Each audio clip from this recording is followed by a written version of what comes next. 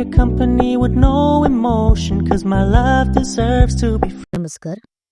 आपण ऐकत आहात चैताली यमकर लिखित तुझे सण भाग 11वा. हो. म्हणजे मी इथे होतो ना, मामाचा बिझनेस सांभाळत होतो तेव्हा. आणि तिची ही कंडिशन कुणालाच म्हणजे अगदी हिच्या मॉमलाही माहीत नव्हती वर्षभर. फक्त मी तुषारचे क्रियाकर्म करायला आलो होतो. तेही खूप मुश्किलीने. कसाबसा 4 दिवस राहिलो होतो. हिला म्हटलं होतं चल लंडनला. पण हिने साफ नकार दिला होता त्यावेळी. ती थोडीफार नॉर्मल वाटत होती. सर्व कामं आपली आपली करत होती.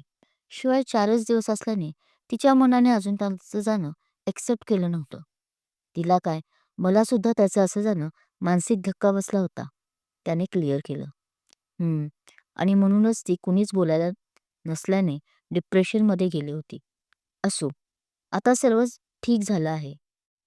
सो नको विचार करायला त्याचा जास्त. तिला आता असं परत शून्यात हरवलेलं पाहून काळजीने संजोग बोलला. खरंय तुझं. तसंही आता तुषारही आपल्या आणि जास्त महत्वाचं म्हणजे तिच्या आयुष्यात परत आलाय. सो हे सर्व विसरणंच बरोबर आहे. विशालही काळजीत बोलत होता. पण तुषारचं नाव ऐकताच संजोगच्या चेहऱ्यावरचे भाव एकदम बदलले. तो गंभीर झाला. तसं अनुने कान टवकारले.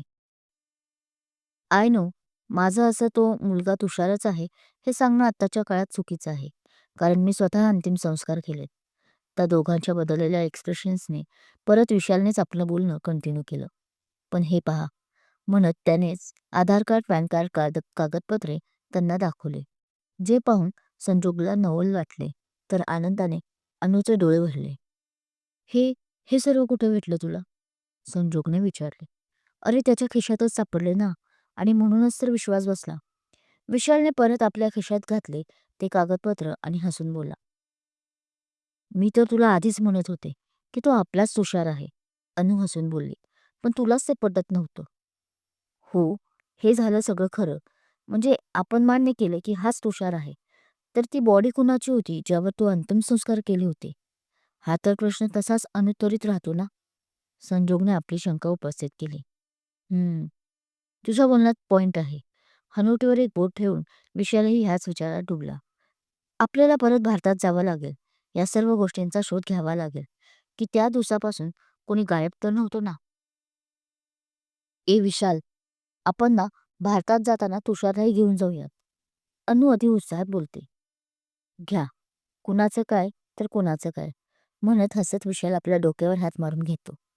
अरे पण ती बोलतीये त्यात पण तथ्य आहे. त्यामुळे कदाचित आत्ता आपल्यासाठी न दिसणारी त्याच्या डोळ्यातील ओळख काय सांगावं. भारतातील ते परिचित परिचित वातावरण पाहून कदाचित तो ओळखू लागेल आपल्याला. आता संजोगही तिच्या बोलण्यात रिओढत बोलतो. हेही बरोबर आहे. पण सध्या तरी मला तुमच्याबरोबर येणे शक्य नाही. वृषा विशाल पुढे बोलतच असतो की त्याचा फोन असतो. सी, शैतान का नाम लिया और शैतान हाजिर. आपल्या मोबाईलची स्क्रीन दाखवत विशाल हसत बोलतो. ओ, तू माझ्या गोड मैत्रिणीला शैतान म्हणतोस? तोंडावर हात ठेवत डोळे मोठे करत अनु बोलते. थांब, आता नाही ना वृषला हे सांगितले तर बघ. ती हसतच त्याचा फोन घेत बोलते. अनु, अनु तू असं काही करणार नाहीस हं? आता घाबरत विशाल तिच्या हातून आपला मोबाईल घेण्याचा प्रयत्न करत म्हणतो. तुला आपल्या तुषाची कसं? बराच वेळ ह्यांचीच ओढावडी चालू होती, जे बघून संजोगला हसवीत होतं. आणि शेवटी विशालने आपला हुकमी रामबाण चालवलाच. तसं तिनेही स्टॉप करून पटकन त्याच्या हाती मोबाईल दिला. त्यानेही मग हसत तो घेतला. बरं, ऐका, आत्ता मी पळतोय, म्हणजे जातोय वृषकडे. संध्याकाळी येईल. तिलाही 7वा महिना लागल्याने मला तिच्याकडे दुर्लक्ष नाही करून चालता येणार. त्यातच डोहाळ जेवण करायचं आहे. सो त्याचीही अजून तयारी करायची आहे. पण तुम्ही आता तुषारकडे लक्ष ठेवा. तो कधीही शुद्धीवर येईल. विशालने बजावले. तसं दोघांनी माना हलवल्या. पण अरे भारतात जायचे ना? तसं परत अनुला मगाशी झालेलं बोलणं आठवलं आणि तिने तोंड पाडून विचारलं. कारण जायचं म्हणून ती उत्साहात होती आधी. पण वृषचा प्रॉब्लेम लक्षात आल्याने ते आता शक्य होणार नाही हे समजल्याने तिचा चेहरा पडला होता.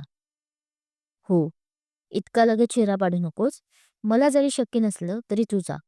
म्हणजे मी नाही आलो तरी तू ह्याला घेऊन जा ना. हा आला तर तुलाही बरंच आहे. डॉक्टर सोबत असल्याने. पण आधी वृषचं डोहाळ जेवण करूयात, मग तू जा हवं तर. विशाल तिच्या चेहऱ्यावरील हसू परत आणण्यासाठी बोलतो. आज मॅडम बऱ्याच दिवसांनी अशा खुश आणि उत्साही ज्या वाटत होत्या आणि त्याला कारण होतं तो तुषार. थँक यू अनु आनंदाने त्याला साईड हग करत म्हणते. तसं तो तिच्या पाठीवर थोपटतो. आता तुषार आलाय, पण मग संजोग? तो हळूच तिच्या कानात पुटपुटला आणि तीही गोंधळली. त्याला काय म्हणायचं आहे हे तिला समजलं होतं. मी येतो संध्याकाळी. कदाचित वृषही येईल. तो हसत तिला आपल्यापासून अलग करत म्हणतो.